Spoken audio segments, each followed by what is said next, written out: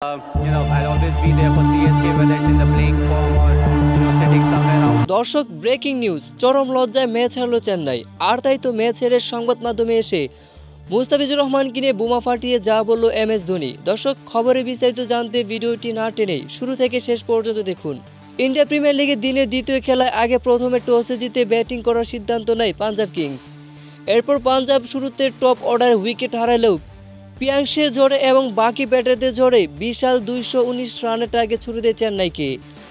জবাবে শুরুটা ভালো হলেও মাঝে উইকেট হারিয়ে মহাবিপদে পড়ে যায় চেন্নাই। তবে শেষ দিকে ধোনিরা লড়াই চালিয়ে গেলেও তেমন সুবিধা করতে পারেনি, যার ফলে চরম লজ্জায় পাঞ্জাব কিংসের বোলারদের দাপটের কাছে হারতে হয় চেন্নাইকে। আর তাই তো এমনভাবে ম্যাচের সংবাদ মাধ্যমে এসে ধোনি বলেন, ফিজের মতো বলার না কিনে যে কি ভুল করেছি সেটা এখন হারে হারে টের পাচ্ছি। আসলে মুস্তাফিজ যে ভালো মানে বোলার এটা বলার কোনো অপেক্ষাই রাখে না। তবে আফসোস করছি, আজ যদি আমাদের দলে মুস্তাফিজ থাকতো তাহলে আমাদের এমন হার দেখতে হতো না।